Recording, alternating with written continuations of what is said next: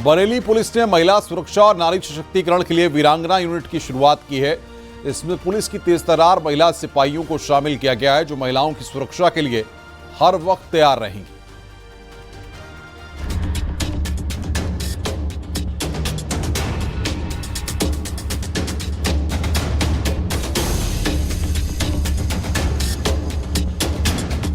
वो एक्शन में आती है तो बदमाश खौफ में आ जाते हैं। वो प्रहार करती है तो शामत आ जाती है। ये है बरेली की वीरांगना यूनिट, जो अब मैदान में पूरी तरह उतर चुकी है।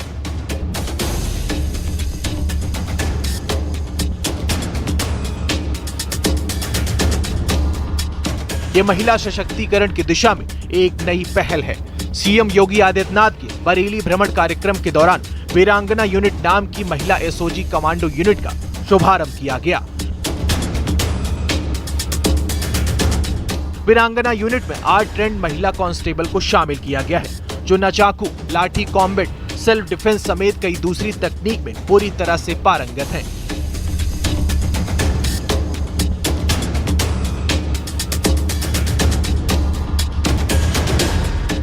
ये 8 वीरांगनाएं बेहद ही कड़ी ट्रेनिंग से गुजरी हैं।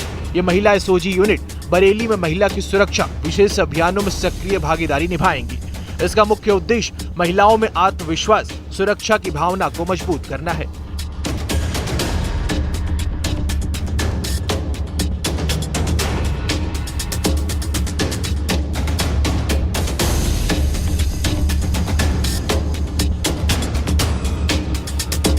एसएसपी सर के निर्देशन में बरेली पुलिस की महिला एसओजी वीरांगना यूनिट का गठन किया गया है।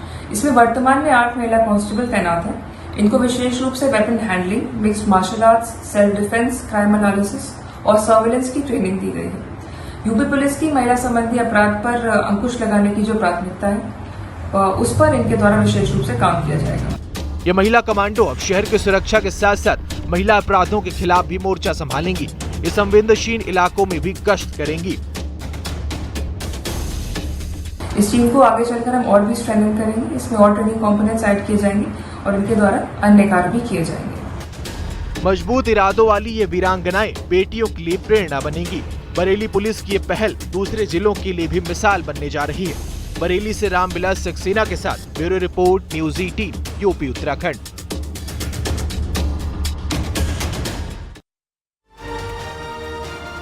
कासगंज पुलिस ने कुछ दिन पहले एक शातिर ठग को पकड़ा था, जिसे इलाज के लिए आगरा के अस्पताल ले जाया गया, लेकिन वो पुलिस को चकमा देकर फरार हो गया।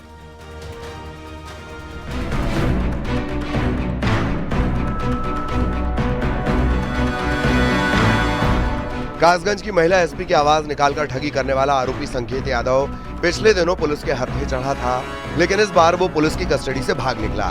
मध्य प्रदेश का रहने वाला आरोपी संकेत यादव महज 9वीं कक्षा तक पढ़ा है, लेकिन वो साइबर ठगी में इतना आगे निकल चुका है कि 3 राज्यों में कई लोगों को ठग भी चुका है। आरोपी संकेत को जेल से आगरा के एसएन मेडिकल कॉलेज में इलाज के लिए ले जाया गया था, लेकिन भोर होने से पहले वो पुलिस को चकमा देकर भाग गया।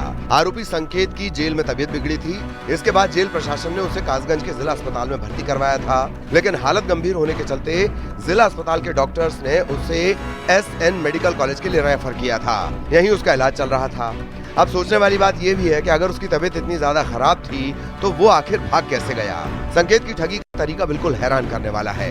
संकेत यादव खुद को एसपी अंकिता शर्मा बताकर लोगों को कॉल करता था। वो महिलाओं की आवाज निकालने में एक्सपर्ट था, जिससे किसी को भी उस पर शक नहीं होता था। वो महिला अधिकारी की पूरी तरह से नकल करता था। वो व्हाट्सएप पर महिला एसपी की डीपी लगाकर लोगों को भ्रमित करने का काम करता था। इतना ही नहीं, वो QR कोड भेजकर पैसे मांगता था, धमकी देता था कि शिकायत करने पर गिरफ्तारी भी हो सकती है। इससे कई लोग इसके झांसे में आकर ठगी का शिकार बन जाते थे। कासगंज पुलिस को सोशल मीडिया और शिकायतों के जरिए इसके बारे में पता चला। इसके बाद साइबर सेल ने सबूतों के आधार पर जबलपुर जाकर आरोपी को रेलवे स्टेशन से गिरफ्तार किया था। संकेत पर 2 मामलों में ठगी की पुष्टि भी हो गई थी, लेकिन और भी लोगों के साथ ठगी होने की आशंका जताई गई थी।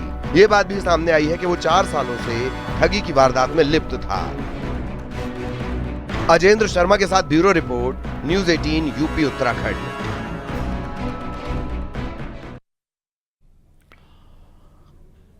हाथरस से एक चौंकाने वाली घटना सामने आई। यहां एक कोबरा 3 दिन से घर में छुपा बैठा था, जिसकी वजह से घर के लोग दहशत में जी रहे थे। कोबरा को बाहर निकालने की कोशिश की गई, लेकिन कामयाबी नहीं मिली। फिर क्या हुआ, ये रिपोर्ट देखिए।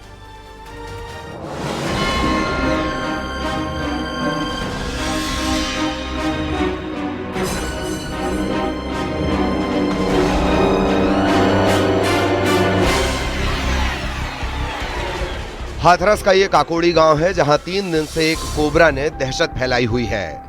गांव में रहने वाले विशंभर सिंह बघेल के घर में खतरनाक कोबरा छिपा हुआ था। घर के किसी सदस्य ने उसे देख लिया था। इसके बाद से पूरा घर खौफ के साए में जी रहा था। उन्होंने सांप को घर से बाहर निकालने की भरसक कोशिश की, लेकिन उसमें कामयाबी नहीं मिल पाई। उसका पता ही नहीं चल पा रहा था कि वो छिपा कहाँ है। घर के सभी लोग डर के साए में जी रहे थे। जहरीला कोबरा नुकसान कर सकता था। आसपास के लोगों को जब ये पता चला तो वो भी घबरा गए। ग्रामीणों ने भी कोबरा को घर से भगाने का प्रयास किया, लेकिन कोई फायदा नहीं हुआ। जब कोबरा को ढूंढने में कामयाबी नहीं मिली तो इसके बाद वन विभाग को सूचना दी गई। खबर मिलने के बाद वन विभाग की टीम काकोड़ी गांव पहुंची। घर के अंदर कोबरा का तलाशी अभियान चला। आखिरकार कोबरा का पता चल गया। कोबरा को पकड़ने का काम शुरू हो चुका था। पूरा गांव जमा हो गया। वन विभाग की टीम ने घर में छिपे बैठे कोबरा को छड़ी की मदद से कमरे से बाहर निकाला। वो फन फैलाने लगा। उसे पकड़ना आसान काम भी नहीं था। आखिर किसी तरह उसे पकड़ने में सफलता मिल पाई और बाद में उसे बोरे में डाल दिया गया। कोबरा के पकड़े जाने के बाद विशंभर के घर वालों और ग्रामीणों ने राहत की सांस ली। तो इस तरह 3 दिन से फैली कोबरा की दहशत का अंत हो गया। वन विभाग की टीम उसे पकड़कर जंगल में ले गई। बाद में उसे वहां पर छोड़ दिया गया।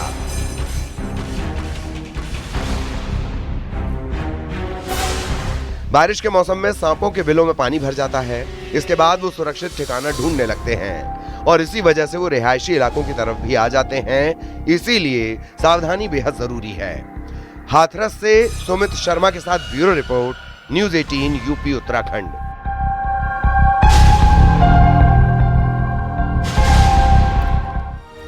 मध्य प्रदेश के दमोह में खजाने की तलाश हो रही थी, जिसे निकालने के लिए जेसीबी मशीन भी बुलाई गई, लेकिन वहां भैरव बाबा की मूर्ति गायब हो गई। क्या ये पूरा मामला, आइए इस रिपोर्ट के जरिए आपको दिखाते हैं।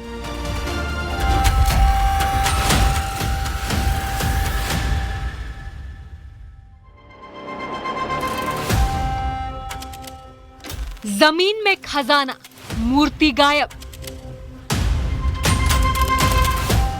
भैरव बाबा की मूर्ति कहां गई?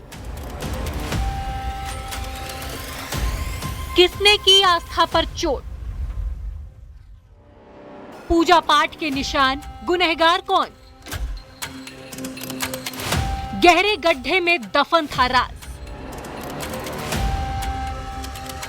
चोर लेकर आए जेसीबी।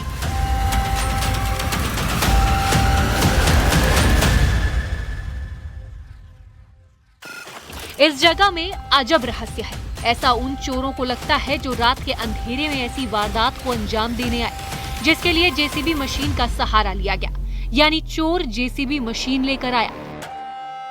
जिस जगह पर चोरों को यकीन था कि खजाना मिलेगा, तो खजाने की तलाश में गहरा गड्ढा भी कर लिया, लेकिन उनके हाथ कुछ नहीं लगा। खजाने की तलाश में भैरव बाबा की मूर्ति भी चोरों ने हटा दी। अब सवाल था कि आखिर मूर्ति चोर कौन है और भैरव बाबा की मूर्ति कहां गई? कुछ ऐसे निशान भी मिले कि रात में यहां पूजा की गई।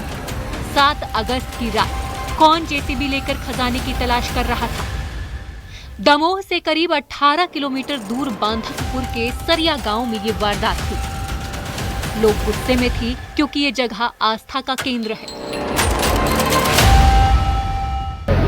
ये हम लोगों का ये सरिया में ये प्राचीन स्थल जो भैरव बाबा का भैरव की मूर्ति है, और यहाँ साथी गोपाल की मूर्ति है, और इस तरफ ये बरमदेव की मूर्ति है। ये 3 मूर्तियाँ यहाँ प्राचीन काल से स्थापित हैं, जो हमारे पूर्वजों की करीब 300 साल पुरानी ये मूर्तियाँ हैं, और जो हमारे पूर्वज पूजते आ रहे हैं इनको कुल देवता के रूप में, और हम लोग सब इनकी परिवार को लोग मिलकर इसकी पूजा करते थे।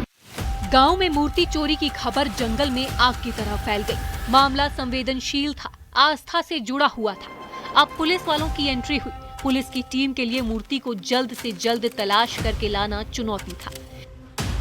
हैरानी देखिए, मूर्ति कहीं गायब नहीं हुई थी, तो मूर्ति कहाँ है? अब पुलिस वालों को भी जेसीबी का सहारा लेना पड़ा। यानी एक ही जगह पर दूसरी बार जेसीबी आई। पुलिस को शक हुआ कि कहीं ऐसा तो नहीं यहीं कहीं मूर्ति है। फिर से जेसीबी से जमीन खोदी गई। और गायब मूर्ति मिल गई।